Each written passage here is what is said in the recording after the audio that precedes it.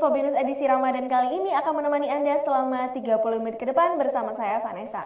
Dan saya Chase. Beberapa informasi menarik dan informatif telah berhasil dikumpulkan oleh tim redaksi Suni Production. Berikut headline untuk Info Binus edisi kali ini.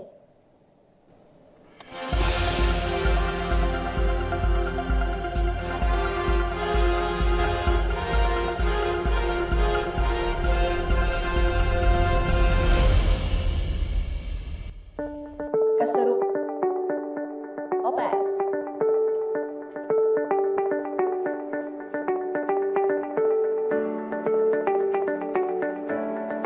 Masjid Cengho bergaya arsitektur Tiongkok.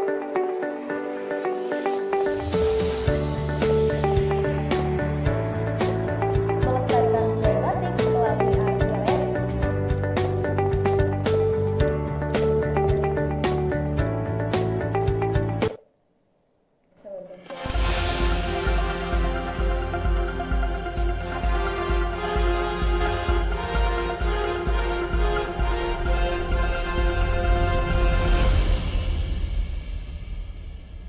Mengawali berita hari ini, influencer ternama tanah air Jovial Lopez datang berkunjung ke Binus Malang memberikan seminar dengan tema Content Creator, The Future and the Challenge di hadapan ratusan mahasiswa dan siswa SMA.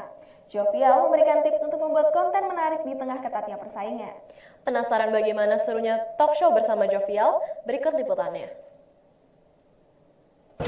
Hai viewers, siapa sih yang nggak tahu sama content creator terkenal pemilik akun YouTube Skinny Indonesian 24? Nah, saat ini di Binus Malang sedang kedatangan tamu spesial yaitu Jovial Lopez loh. Udah penasaran kan? Yuk ikuti kita terus.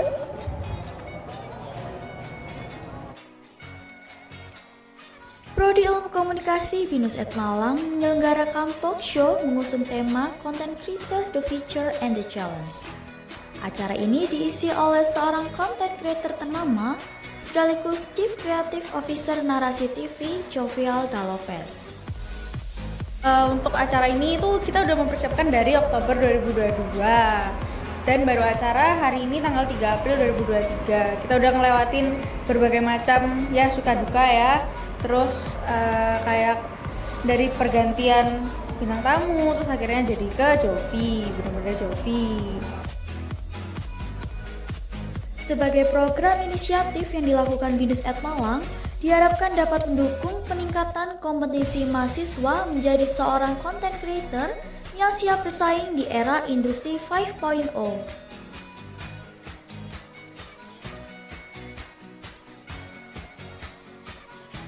Dari total peserta mencapai 221 orang yang berasal dari jurusan ilmu komunikasi dan non-ilmu komunikasi, serta dihadiri oleh para siswa SMA yang berasal dari berbagai sekolah yang ada di Malang. Selama membawakan sesi sharing di depan ratusan mahasiswa Binus Malang dan siswa SMA, Jovial Lopez memberikan tips bagaimana menjadi seorang content creator yang memiliki value dan bukan hanya untuk menjadi sekedar viral.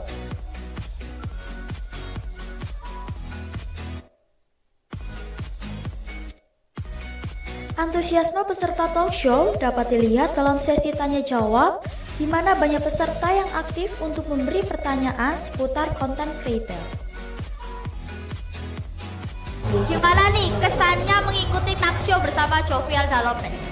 Pasti seneng banget ya, soalnya aku salah satu penggemar Kak Jo dari dia main Malam Minggu Miko dulu, terus sekarang ketemu yang dia ceritain itu sangat inspirasi aku banget, happy banget. Nah itu dia viewers, keseruan bersama seorang content creator Jovial Lopez. Untuk menjadi seorang content creator tidak instan, semuanya membutuhkan sebuah proses. Demikian liputan dari kami, saya Angelisi Tolomitasari dan kameramen Rama Aura melaporkan. Bye-bye. Menjadi seorang influencer tentunya penuh dengan tantangan dan perlu ide kreatif. Lantas apa saja yang diperlukan viewers jika ingin menjadi content creator? Yuk kita simak tips dari Jovial Lopez untuk menjadi content creator.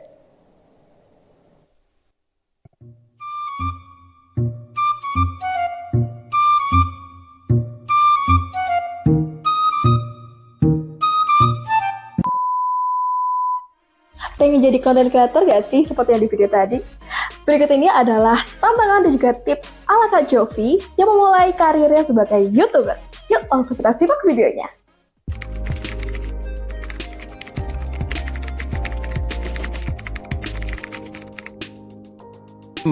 Kalau menurut saya ya, udah pasti orang yang udah punya pengalaman dunia entertainment tuh punya advantage di awal ya. Udah ada privilege lah kalau bahasa zaman sekarang itu kan.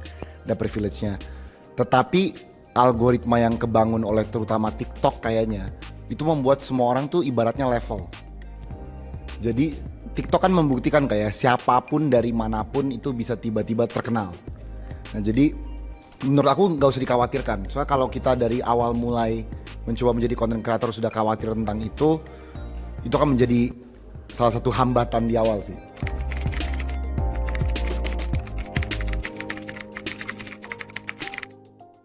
Nggak asal ngomong sih, itu tantangan sebagai influencer. Gua tuh merasa bahwa gua harus memahami gua tuh bisa berkomentar di mana. Sedangkan kebanyakan orang yang ngejar likes, views, comments, dia akan selalu komentar di mana-mana.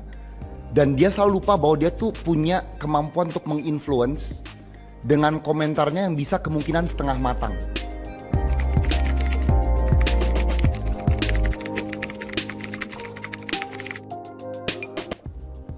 Tipsnya adalah untuk selalu paham tujuan awal kita dan berusaha untuk memberikan impact di setiap karya kita, kecil atau besar. Itu sih. Karena kebanyakan orang itu lebih di ranah menghibur. Gak ada masalah kalau kita mau menghibur. Cuma kalau mau memiliki value yang lebih, harus ada sesuatu di atas hiburan itu.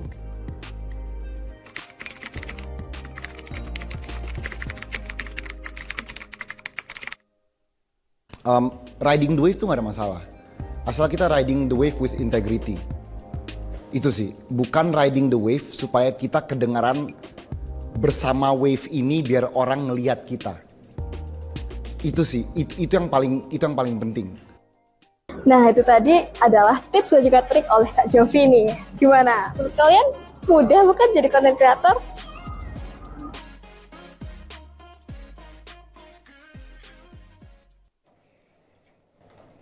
Jangan kemana-mana viewers, setelah jeda berikut akan ada informasi menarik seputar wisata dan situasinya selama bulan Ramadan. Informasi selengkapnya akan hadir setelah jeda berikut.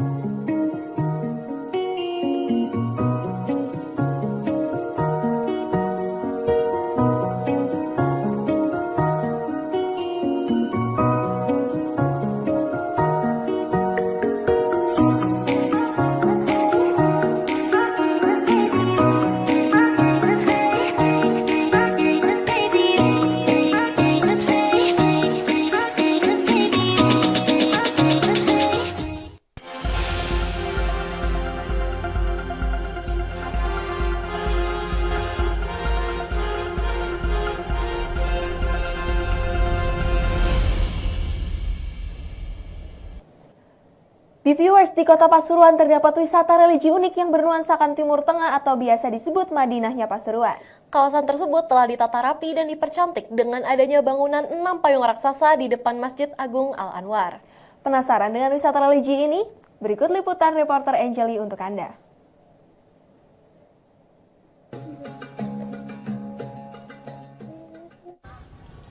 Hai viewers, untuk menikmati suasana Timur Tengah kita nggak harus datang langsung nih ke tempatnya. Saat ini saya berada di kawasan alun-alun Kota Pasuruan. Di sini terdapat wisata religi di mana orang-orang menyebutnya sebagai Madinahnya Kota Pasuruan. Udah penasaran kan?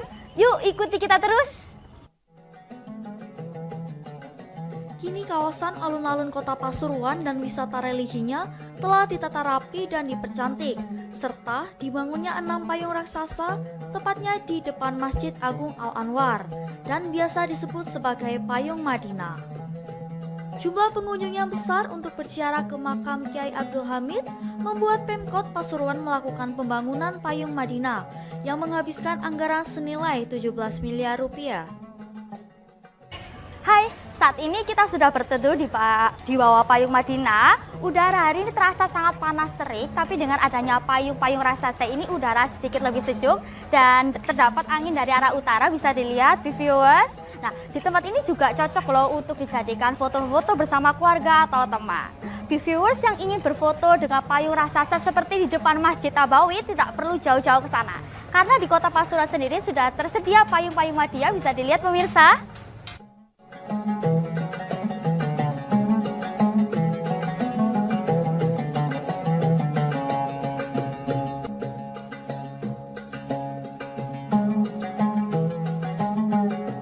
Dapat dilihat juga suasana keramaian di bawah Payung Madinah, di mana banyak pengunjung yang berkumpul untuk berteduh dari teriknya matahari, sambil menikmati kebersamaan dengan suasana seperti di kota Madinah sesungguhnya. Perkenalkan, nama saya Maisaro, saya berasal dari Kejayan. Saya Dwi Erni Andani dari Gondang Wetan. Apa yang membuat mbak-mbaknya ini tertarik datang ke tempat wisata Payung Madinah ya katanya? Ya, soalnya kan selain dari view-nya yang bagus, di sini juga hiasannya gitu loh, suasananya itu menarik sekali buat untuk dikunjungi gitu. Mbak-mbaknya tahu tempat wisata ini dari mana gitu? Sampai jauh-jauh datang ke sini? Instagram, media sosial. Jadi media sosial menjadi salah satu tempat Mbak tahu ya? Oke, terima kasih Mbak atas waktunya. Tidak hanya dipenuhi dengan pengunjung, di sini juga banyak pedagang kaki lima yang berjualan mulai dari makanan ringan hingga minuman.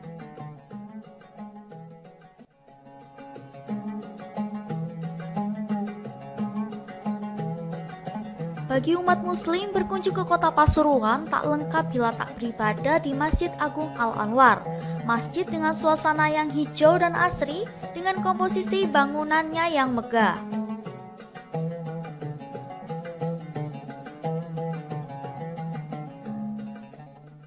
Tidak ada tarif untuk masuk ke kawasan ini, pengunjung hanya perlu membayar biaya parkir. Nah, itu dia viewers keunikan dari wisata Payung Madinah yang ada di kota Pasuruan. Saya Angelis Sintono Witasari dan kameramen Choi melaporkan untuk Infobidus. Sampai jumpa!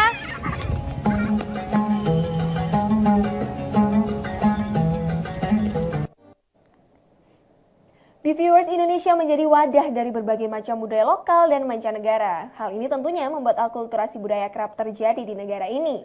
Nah, salah satu bukti dari akulturasi tersebut terdapat di Kecamatan Pandaan, Pasuruan, Jawa Timur. Untuk itu, reporter Cinta mengajak kita melihat keindahan Masjid Muhammad Cengho.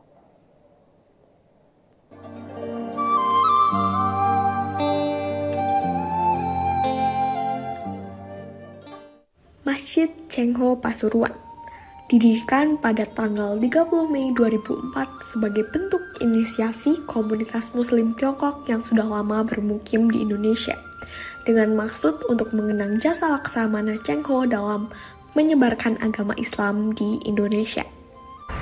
Hai viewers, masjid merupakan tempat ibadah umat muslim yang identik dengan kubah dan juga bernuansa Timur Tengah. Namun, berbeda dengan Masjid Muhammad Cengho yang berada di Pandaan, Jawa Timur ini.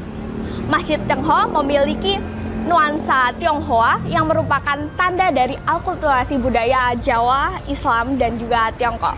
Nah, yuk ikuti saya melihat keunikan dan juga sejarah dari Masjid Muhammad Cengho. Pada pintu masuknya terdapat kisah Laksamana Cengho yang tertulis menggunakan bahasa Cina, Indonesia, dan Inggris sebagai bentuk akulturasi budaya. Selain memiliki sejarah yang menarik, Masjid Cengho juga memiliki keunikan dari segi arsitekturnya. Bangunan utamanya memiliki atap bersusun khas pagoda Tionghoa yang melambangkan hidup manusia yang sebaiknya tidak hanya terpaku terhadap dunia, namun juga harus mendekatkan diri kepada yang di atas, yaitu Tuhan Yang Maha Esa. Sesuai fungsinya sebagai tempat ibadah, banyak sekali pengunjung yang singgah untuk sholat di tengah perjalanan jauh. Untuk itu, kami berkesempatan untuk mewawancarai pengunjung Masjid Cengho. Halo Mbak, sebelumnya namanya siapa dan dari mana? Saya Amal, aslinya dari Malang.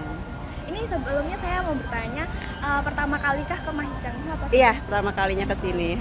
Hal yang membuat Mbaknya tertarik buat ke sini itu apa? Tadi tuh kebetulan mampir aja sih ya, terus kayak yang kan kayaknya kayak sering seliweran di berita kan, kayak Cengho gitu, jadi kayak penasaran aja sih, terus akhirnya mampir sini.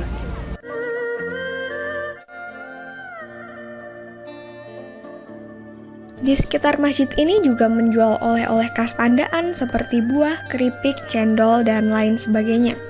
Juga tersedia beberapa warung kecil untuk para pengunjung yang lapar dan ingin menyantap hidangan. Menariknya, pada saat senja hingga malam hari, Anda juga dapat menyaksikan lampu dan lampion khas Tiongkok dinyalakan yang dapat menambah estetika dari Masjid Cengho. Selain menjadi tempat ibadah, Masjid Muhammad Cengho juga dapat menjadi rest area karena banyak sekali penjual-penjual yang berjualan di sekitar masjid ini. Selain itu, terdapat ruang pertemuan yang juga disewakan untuk masyarakat umum. Dan masih banyak lagi fasilitas-fasilitas lain yang terdapat di Masjid Cengho ini. Sekian dari saya, Cinta Naswa Anda Maharani, dan kameramen Livi Nia Teresia melaporkan untuk Info Binus.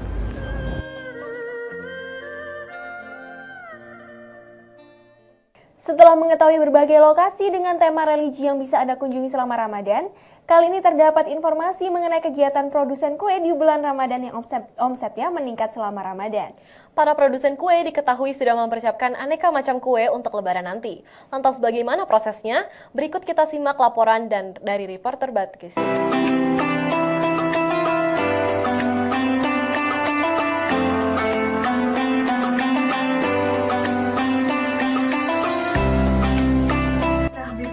Saat ini saya sedang ada di salah satu produsen kue yang ada di Saujajar Malang bernama McCheese. Jadi pastinya kalian penasaran dong kesehariannya mereka sebagai produsen kue di bulan Ramadan ini seperti apa dan kira-kira produksi mereka itu apa saja ya. Yuk kita langsung masuk aja. Tapi sebelum kita melihat proses gimana mereka membuat kue, kita bertemu dulu dengan owner McCheese dulu nih. Halo Kak, boleh diperkenalkan namanya siapa? Ya, saya Riza Wirianti, owner dari McCheese. Oke, kira-kira McCheese ini sudah berdiri tahun berapa ya Kak? Dimulai dari 2010. Wow, lama sekali. Kira-kira kue apa aja sih yang sudah diproduksi oleh McCheese ini? Banyak sih kuenya. Untuk saat ini kita fokus ke sesi lebaran ya. Jadi kita lebih sibuknya dengan kue kering. Oh begitu. Kira-kira kue keringnya itu ada apa aja Kak? Kue keringnya ada kastengel itu ada 3 varian. Nastar ada 2 varian. Ada salju mente, salju keju, choco cistar, sagu-saguan, coklat-coklatan, banyak. Ada 15 varian insya Allah. Oke, oh iya tadi saya lihat ada anak-anak di depan, itu anak casual dari sekolah mana ya Kak? Nah, kita bekerja sama juga dari sekolah SMK Kartika. Oke, nah itu tadi merupakan penjelasan dari owner McCheese-nya langsung. Nah sekarang kita akan lanjut ke kegiatan proses pembuatan kuenya. Yuk! Walau tempatnya terkesan kecil, tapi ternyata mereka sudah sukses besar loh guys. Dan produk mereka sudah beredar di area kota Malang Raya, yaitu Royal ATK dan sekitarnya. Dan mereka juga memiliki akun Instagram sendiri, yaitu Selamat Jemput Malang dan juga McCheese Malang. Seperti yang sudah diberitahukan oleh Kak Risa, bahwa mereka lebih fokus membuat kue di edisi Lebaran nanti. Dan mereka mereka menghabiskan waktu perharinya sekitar 8 jam untuk memproduksi kue, lalu mempacking pesanan, dan membuat hampers, serta melakukan hal lainnya agar lebih fokus ke persiapan lebaran nanti. Keren banget ya, mereka di bulan puasa ini masih aktif memproduksi kue sebanyak ini, dan mereka juga membuat salah satu hampers yang unik dan lucu agar bisa diberikan kepada keluarga customer di saat lebaran nanti. Jadi bagaimana nih viewers, apa yang kalian persiapkan di bulan Ramadan ini? Ya viewers, itu tadi kegiatan owner bersama karyawan dalam mempersiapkan kue lebaran di bulan Ramadan ini. Saya Balkis Aberta Sandika Widya dari Info Binus dan tungguin video selanjutnya. Bye-bye! Viewers, selanjutnya masih ada informasi mengenai tempat serta event keren di seputaran Kota Malang. Liputan selengkapnya sesaat lagi.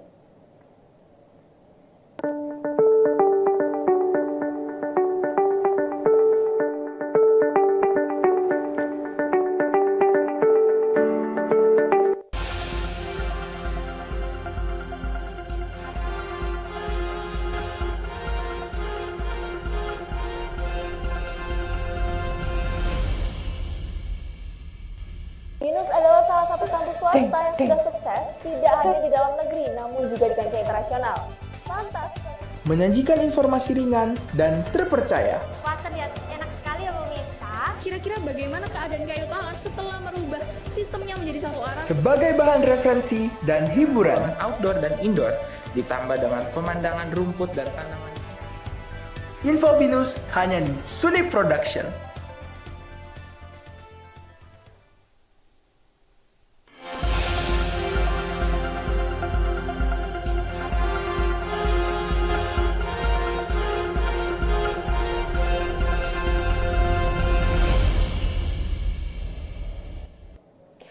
Jalan Soekarno-Hatta merupakan salah satu pusat kuliner di Kota Malang. Salah satu dari kuliner tersebut adalah Warung Tema yang merupakan sebuah warteg dengan tema modern. Warung Tema ini ramai dikunjungi oleh pelajar karena harga relatif murah. Sebenarnya bagaimana suasana warung ini dan apa saja menu yang disajikan? Berikut informasinya untuk Anda. Halo viewers, kembali lagi bersama saya di Porterus Andreas dalam Liputan Binus. Kali ini saya ada di satu warteg yang bertema modern yang terletak di Jalan Soekarno-Hatta. Berikut liputannya. Warteg bertema modern ini mempunyai banyak jenis makanan. Ada mie goreng, capcay, sayur sop, tongkol suwir, telur ceplok kecap, dan aneka macam lainnya. Nah, di warung Tema ini, kita dapat mengambil porsi nasi yang kita inginkan, lalu kita akan dilayani dengan stafnya untuk memilih menu-menu makanannya. Nah, ini makanan saya, terlihat enak banget kan ya? Selain tempat yang modern ini, makanan juga enak-enak loh. Tempatnya ada outdoor dan indoor yang cukup luas sehingga nyaman banget kalau makan di tempat ini. Nah, pemirsa Info Binus, sekian liputan hari ini. Info Binus melaporkan. Viewers, tidak hanya kuliner, Jalan Soekarno-Hatta juga mengadakan sebuah event lomba kartu Pokemon terbesar di Malang. Event ini tepatnya berada di Indomaret lantai 2 Jalan Soekarno-Hatta. Penasaran bagaimana keseruannya? Mari kita simak liputannya. Viewers, saat ini saya sedang berada di salah satu lomba Pokemon yang terbesar di Malang. Yuk kita intip dan lihat keseruannya ya. Inilah Indomaret Soekarno-Hatta menjadi tempat lomba Pokemon. Mari kita naik dan lihat bersama lomba Pokemon yang terdapat di lantai 2. Indomaret sudah sering bekerja sama dengan event Pokemon di berbagai kota. Memiliki ruangan yang luas dan dilengkapi berbagai fasilitas seperti speaker, panggung, mikrofon, meja, kursi, dan lainnya membuatnya cocok untuk dijadikan sebagai tempat lomba. Dapat kita lihat saat ini para peserta sudah siap dan tampak serius dalam mengikuti lomba Pokemon. Mereka tampak antusias dilihat dari para peserta yang datang dari berbagai kota. Terdapat sekitar 20 peserta yang mengikuti lomba Pokemon di Indomaret ini. Suasana lomba cukup ramai dan menegangkan karena semua peserta berusaha yang terbaik agar bisa membawa pulang hadiah yang menarik. Lomba Pokemon yang diadakan di Malang rutin dilakukan hampir setiap bulan dengan hadiah uang tunai dalam jumlah besar serta asal peserta dari berbagai kota besar menjadikan lomba ini sebagai lomba Pokemon terbesar di Malang. Di berita berikutnya, saya Stefania melaporkan info. Batik Sundari merupakan salah satu tempat produksi batik yang ada di Malang. Tidak hanya itu saja, kalian juga bisa ikut memproduksi batik dengan motif yang kalian mau secara langsung. Lantas apa saja yang ada pada Batik Sundari dan bagaimana proses perjalanan Batik Sundari? Berikut informasinya. Halo teman-teman di viewers, dengan saya Syahla Talia melaporkan info bisnis. Sekarang ini kita sedang berada di salah satu pusat batik yang ada di Kota Malang di viewers. Nah, di pusat batik ini tidak hanya kalian bisa melihat saja tentang batik atau keberagaman Nusantara, tapi kalian juga bisa mencoba untuk membuat batik dan memproduksinya. Diajarkan dengan pemilik art gallery ini tentunya teman-teman. Untuk tahu lebih lanjut ada apa aja sih yang di dalam art gallery ini, simak video berikut ini. Nah, teman-teman B-viewers, di Kampung Batik ini tidak hanya ada art gallery-nya saja loh, tapi juga ada proses membatik seperti salah satu video di sini. Ketika kalian masuk ke dalam art gallery ini, ada beberapa pernak-pernik batik. Tidak hanya itu saja, di lantai kedua dan juga ketiga masih kental akan Nusantaranya, di mana banyak sekali barang-barang yang berasal dari zaman dulu. Seperti terlihat pada gambar. Oh ya teman-teman B-viewers, fun fact-nya di art gallery ini lukisannya adalah hasil tangan sendiri. Nah, lukisan-lukisan barang-barang ini adalah milik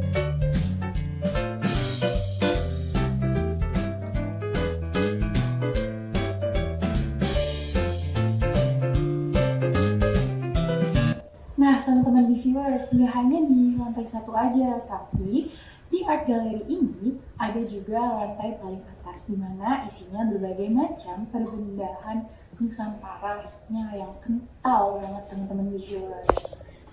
Lantai 3 ini berbagai macam pernak-pernik peralatan makan pada saat zaman dulu banyak banget loh viewers. Dari ada teko, piring, gelas, garpu, sendok. Hanya itu aja, di sini juga ada perwayangan yang mereka rancang sendiri teman-teman viewers.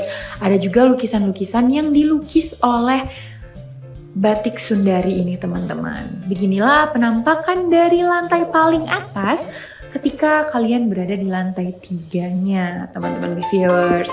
Kental akan budaya bukan?